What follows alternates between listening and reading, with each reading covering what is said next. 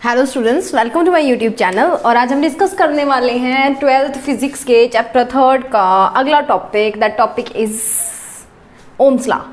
ओम भैया थोड़े से नाराज हो गए कि आपने करंट भी निकाल लिया, आपने रेजिस्टेंस भी निकाल ली और मेरे बिना ही निकाल ली। तो उनकी नाराज़गी को दूर करने के लिए मैंने आपको बताया था कि कभी उनको स्पेशली बुलाया जाएगा। सो आज उन्हीं को स्पेशल ट्रीटमेंट दिया जाएगा। सो उसको करने से पहले थोड़ी तैयारियां कर लेते हैं। तैयारी में आपने क्या करना है, एक तो आपने करंट डेंसिटी करनी और एक आपने मोबिलिटी करनी। जैसे आपने पीछे charge density, linear charge density, volume charge density, surface charge density वगैरह वगैरह पढ़ा था, वैसे ही हमारे पास होती है करंट डेंसिटी। करंट डेंसिटी क्या होती है ये तो आपको पता लग ही गया होगा कि करंट आएगा, अब वॉल्यूम आएगा, एरिया आएगा, लेंथ आएगी, वो कैसे आएगा। सो करंट डेंसिटी को रिप्रेजेंट किया जाता है जे वेक्टर से। This is a vector quantity and represented by vector J and ऊपर लगा होता है वेक्टर का arrow and J is a vector quantity. Okay, J होता क्या है, current upon area. Current density है ना, सो करंट अपॉन एरिया और J is equals to I by A, J vector is equals to I by A, where A is the area of cross section perpendicular to the flow of current. अब area vector कैसे होता था, हमेशा surface के outward direction के अंदर निकलता रहता था। ठीक है, सो सरफेस के आउटवर्ड डायरेक्शन में मतलब हम परपेंडिकुलर टू द करंट लेंगे। वो वाला वेक्टर, मान लो आपका करंट इधर जा रहा है, तो इसके परपेंडिकुलर होना चाहिए, या तो इधर हो या क्या हो, इधर हो, किसी एक डायरेक्शन परपेंडिकुलर में होना चाहिए। अब जे, इसको क्या लिखेंगे, ए को लिख दिया मैंने A cos theta. So J becomes I upon A cos theta. A क्या है हमारे पास, जो कॉस थीटा वो कंपोनेंट है एरिया परपेंडिकुलर टू आई। हम क्या करते हैं, ए वेक्टर है हमारे पास, उसके हम दो कंपोनेंट्स के अंदर रिजॉल्व कर सकते हैं, that is A cos theta and A sine theta. Okay, इन दो कंपोनेंट के अंदर रिजॉल्व किया जा सकता है। तो ए कॉस थीटा जो है वो परपेंडिकुलर टू आई है। ठीक है, परपेंडिकुलर टू आई है, तो हमने ए को रिप्लेस कर दिया, किससे, ए कॉस थीटा से रिप्लेस कर दिया। सो आई की वैल्यू यहां से निकालूं तो ये इधर जाके क्रॉस मल्टीप्लाई जब हम करेंगे तो ये इधर जाके मल्टीप्लाई हुआ, तो जे ए कॉस थीटा आ गया। ठीक है, जे ए कॉस थीटा, यहाँ पे ए मिसिंग है, ए कॉस थीटा। ओके, जे ए कॉस थीटा आया। अब आई की वैल्यू आ गई, कॉस थीटा को जब हम हटाते हैं +1 वेक्टर्स के अंदर क्या किया था, कॉस थीटा हटता है तो क्या आता है, डॉट प्रोडक्ट, साइन थीटा हटता है तो क्या आता है, क्रॉस प्रोडक्ट। तो यहां से आई की वैल्यू क्या आ गई, जे डॉट ए के इक्वल आ गई, यानी कि current density into area vector. Okay, उसके बाद में ये चीज आपने याद रखनी है, नोट डाउन कर लेना, अपनी कॉपीज के अंदर हाईलाइट कर लेना, ओम्स लॉ के अंदर यूज करेंगे। नेक्स्ट बात करते हैं मोबिलिटी की। मोबिलिटी क्या होती है, अब मोबाइल क्या होता है, मोबाइल से क्या करते हो आप, अपनी बातें किसी और के साथ शेयर करते हो।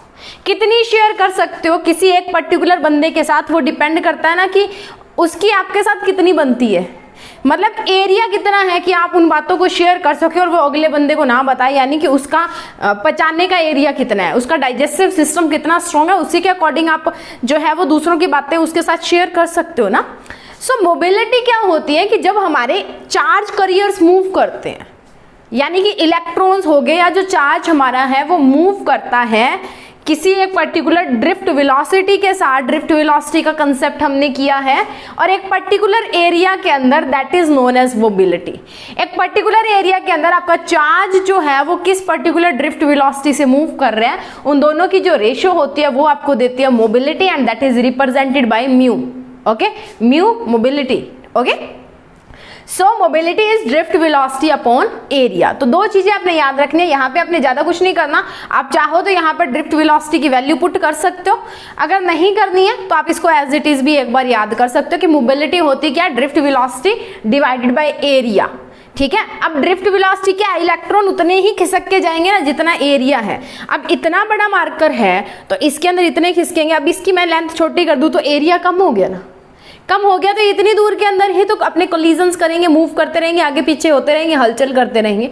वही बात है मोबिलिटी, यानी कि किसी चीज का आदान प्रदान करना। कितना कर सकते हो, जितना जिसका डाइजेस्टिव सिस्टम स्ट्रांग होता है, जितना एरिया वास्ट होता है। अगर आपकी बेस्ट फ्रेंड है तो आप बहुत ज्यादा चीजें उसके साथ शेयर कर सकते हो। अगर आप नॉर्मली किसी से बात करते हो तो आपके मन में डर होता है कि वो किसी को बता ना दे। सो बेस्ट फ्रेंड के साथ आपका जो एरिया है ठीक है, वो वास्ट होता रहता है। तो कितनी ड्रिफ्ट वेलोसिटी से हमारे जो पर्टिकुलर हैं इलेक्ट्रॉन्स या चार्ज कैरियर्स मूव कर रहे हैं, जितना ज़्यादा एरिया कम होगा उतनी मोबिलिटी ज़्यादा होगी। How is that possible? Mu is inversely proportional to area and directly proportional to drift velocity. जितनी ज़्यादा ड्रिफ्ट वेलोसिटी उतनी ज़्यादा मोबिलिटी, जितनी ज़्यादा ड्रिफ्ट वेलोसिटी, जितना अगला सुनना पसंद करेगा, जितना आपकी उसके साथ बनती ज़्यादा होगी उतनी आप बातें उसको ज़्यादा बताओगे ना। बट जितना ज़्यादा एरिया होगा उतनी कम ड्रिफ्ट हमारी जो मोबिलिटी है वो होगी। क्यों? क्योंकि इलेक्ट्रॉन्स ज़्यादा दूर तक जाएंगे तो एनर्जी को वैसे ही लूज कर देंगे और थक के धीरे धीरे मूव करना स्टार्ट, धीरे क्या वो रुक ही जाएंगे। अगर रुक गए तो करंट तो प्रोड्यूस हुआ नहीं। ठीक है, सो दो चीज़ें हैं, इनको नोट डाउन कीजिए। That is current density. Current density क्या होती है, उसकी एक्सप्रेशन प्लस हमारी मोबिलिटी क्या होती है, इनको नोट डाउन कीजिए। उसके बाद में हम अपने रियल कंसेप्ट पे चलते हैं आज के, दैट इज ओम्स लॉ। आज डील करेंगे ओम भैया या ओम अंकल के साथ, थोड़ी सी नाराजगी उनकी दूर करते हैं। Okay, so note it down. So students, आगे हम मेन टॉपिक पे, that is Ohm's law. Ohm's law खुद तो लो जाके चले गए, खुद हमें पढ़ना पड़ रहा है, खुद ने तो पढ़ा नहीं। ठीक है, सो पढ़ना तो पड़ेगा। तो देखते हैं ओम्स लॉ है क्या। वैसे बच्चे को ओम्स लॉ पता है 10वीं में, उससे पहले भी ओम के जिक्र कई बार हो जाते हैं अगर हम CBSE ICSE की बात करें तो। बाकी जो दूसरे हैं NCERT की बुक्स जो पढ़ते हैं उन स्टूडेंट्स के 10th के अंदर जो है ये ओम्स लॉ है, ये आ जाता है। तो सबको पता है V is equal to IR। But 10th में हमने किया V is equal to IR, उतने से काम चल गया, हमने बस उतने से ये खुश हो गए। पर अब ये खुश होने वाले नहीं हैं वहाँ से। अब इन्होंने क्या किया, इतने दिन हमने इनका जिक्र नहीं किया तो इन्होंने अपने दो रूप बना लिए, एक स्केलर फॉर्म बना ली और एक वेक्टर फॉर्म बना ली। मैं बोला कि वो जैसे शादियों में जीजा गुस्सा हो जाते हैं ना, वैसे यही गुस्सा हो गए। अब इनको मनाना पड़ेगा। तो मानने के लिए इन्होंने दो शर्तें रखी कि दो फॉर्म्स करनी पड़ेगी, स्केलर भी करो और वेक्टर भी करो, ग्राफ भी करो।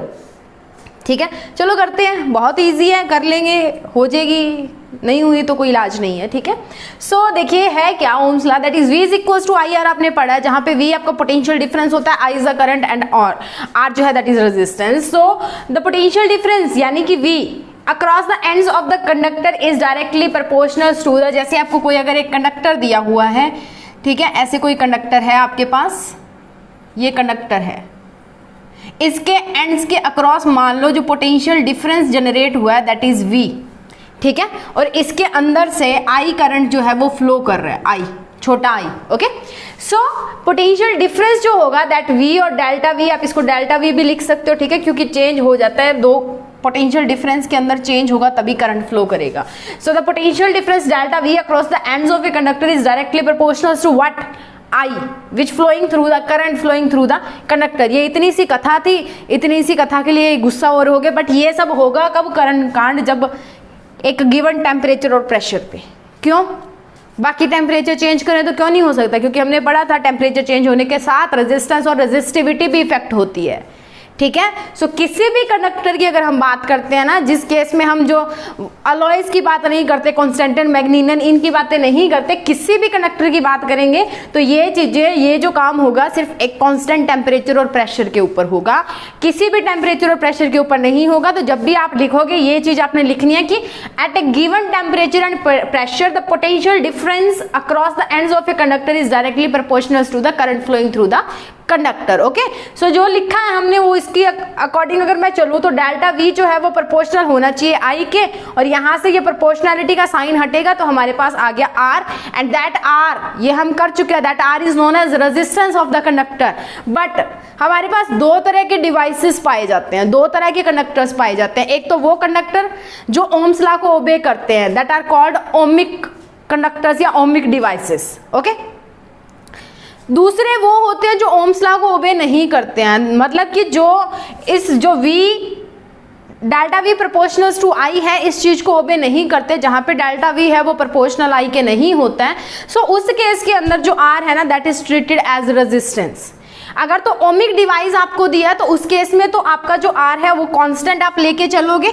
अगर आपको किसी भी कंडक्टर का इसने बोल दिया जो ओमिक नहीं भी हो सकता तो उस केस में जो है ये रेजिस्टेंस का काम करता है। सो ये आपने छोटी क्लास 10th क्लास के अंदर पढ़ा होगा, that is delta V is equals to I R के इक्वल होता है, जहां पे आर जो है वो हमारा रेजिस्टेंस होता है कंडक्टर्स के लिए, बट बात अगर ओमिक डिवाइसेस की आती है तो ये कांस्टेंट हो जाता है। ठीक है, इस जो रेजिस्टेंस है वो कांस्टेंट हो जाता है। नाउ अब स्केलर फॉर्म तो थी ये, that is delta V is equal to I are.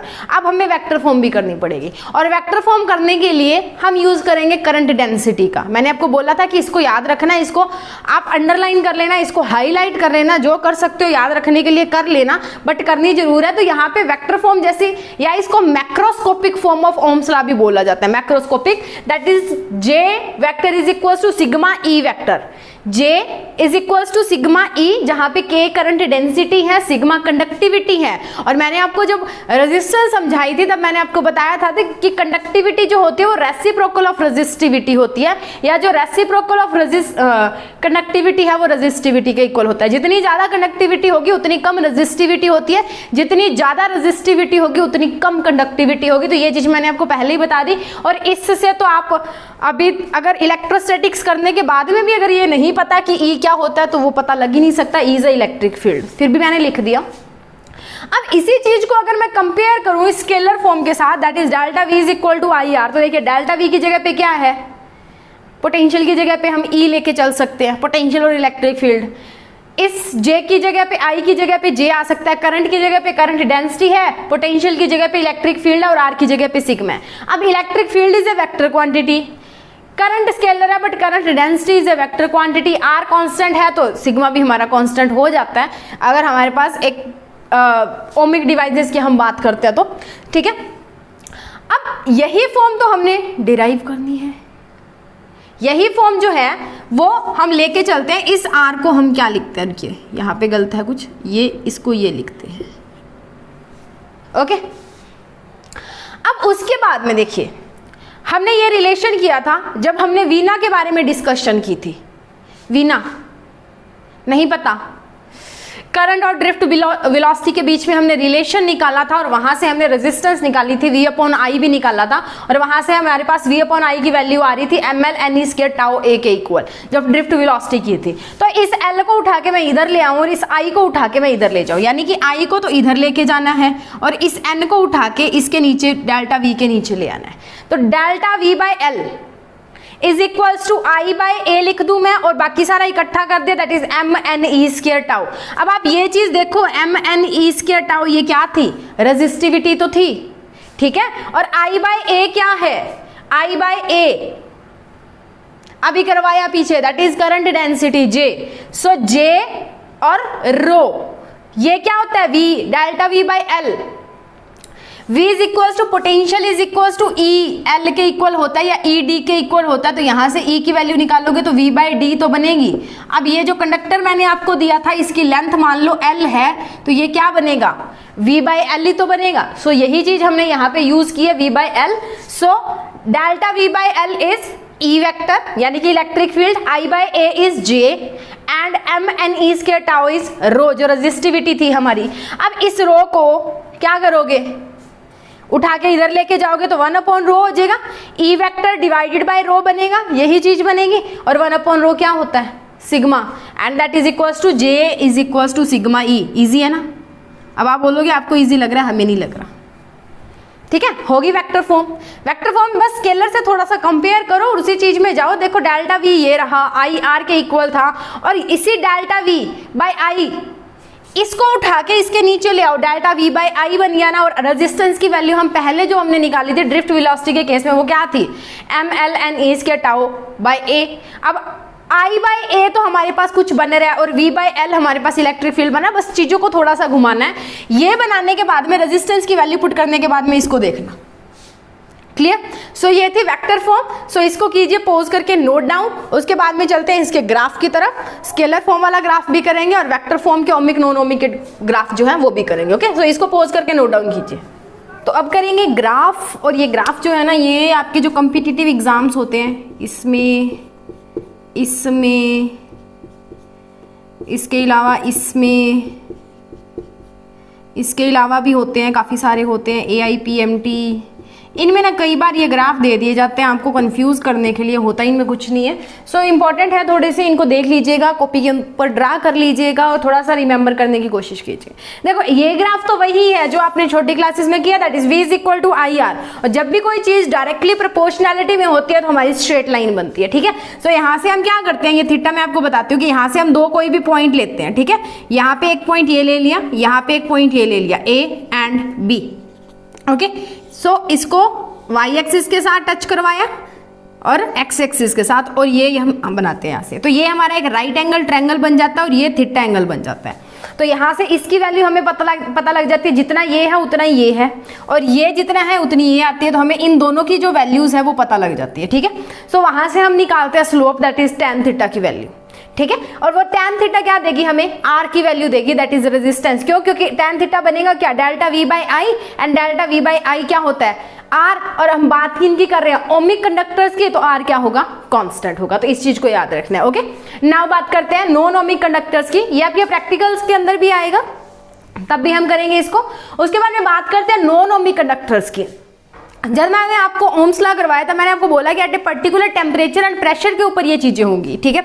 सो अगर कंडक्टर है वो हाई टेम्परेचर पे चला जाता है, यानी कि टेम्परेचर जो है वो कांस्टेंट या एक पर्टिकुलर टेम्परेचर की बात हम नहीं करते हैं, तो ये जो ग्राफ होता है ना, ये जानना तो ऐसे होता है स्ट्रेट लाइन के अंदर, पर ये इससे पहले ही थोड़ा सा कर्वी पाथ बना लेता है, थोड़ा सा उल्टा चला जाता है या थोड़ा सा मुड़ जाता है, ठीक है। तो ये बात होती है किसकी, हाई टेम्परेचर के ऊपर जो कंडक्टर्स पड़े होते हैं उनकी, ओके। नेक्स्ट बात करते हैं, हमारे पास गैसेस की बात करेंगे, तो उसके अंदर हम I और V का ग्राफ बनाएंगे। अभी तक हमने V और I का ग्राफ बनाया, अब I और V का ग्राफ बनाएंगे। तो ये जो गॉसियन कर्व है ये हमारी आएगी, और करंट किस में लेना है, बहुत छोटा करंट लेना है, दैट इज मिली एम्पियर्स के अंदर, और वोल्ट्स के अंदर पोटेंशियल डिफरेंस लेंगे। और ये है गैसेस के केस के अंदर ओम्स लॉ का, या जो नॉन ओमिक कंडक्टर्स होते हैं उनका बिहेवियर कैसा होता है, गैसेस का बिहेवियर कैसा होता है, करंट और जब पोटेंशियल डिफरेंस की बात हम करते हैं तो। उसके बाद में that is very very very important, और आगे इसके ऊपर एक पूरा चैप्टर भी दिया हुआ है, that is for case of semiconductors. हमने क्या किया था, जब कंडक्टर्स की बात की थी, जब चार्ज कैरियर्स की मूवमेंट की बात की थी, तो हमने कंडक्टर्स के अंदर भी किए थे, अलॉयज के अंदर भी किए थे, सेमीकंडक्टर्स के अंदर भी किए थे। सो सेमीकंडक्टर्स के अंदर ये दो तरह के बिहेवियर शो करती है। देखो सेमीकंडक्टर्स के अंदर ना हमारे पास सेमीकंडक्टर डायोड्स होती हैं, जैसे P और N को मिला के PN जंक्शन डायोड्स बनाई जाती हैं, ठीक है।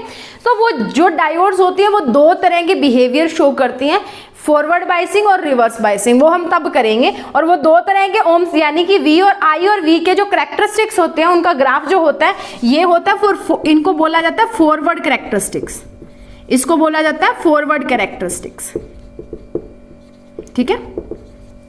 और ये वाले जो है इनको बोला जाता है बैकवर्ड, ठीक है, उल्टा। सो ये है हमारे पास फॉरवर्ड और ये होता है बैकवर्ड। तो ये I वर्सेस V है किसका, केस का, सेमीकंडक्टर्स का। तो ये कुछ ग्राफ थे इंपॉर्टेंट ग्राफ जो ओम्स लॉ के साथ हम यूज करते हैं for different types of conductors, that is for ohmic conductors, non ohmic conductors, semiconductors, gases और हाई टेम्परेचर के जो कंडक्टर्स होते हैं उनके लिए। सो आज के लिए इतना ही हम डिस्कस करेंगे। सो इसको पॉज करके नोट डाउन कीजिए, नेक्स्ट वीडियो के अंदर मिलेंगे नेक्स्ट कंसेप्ट के साथ। तब तक के लिए वीडियो को लाइक करिए, शेयर करिए, और इसके अलावा अगर आप मेरे चैनल पे नए हैं तो चैनल को सब्सक्राइब कीजिए। सो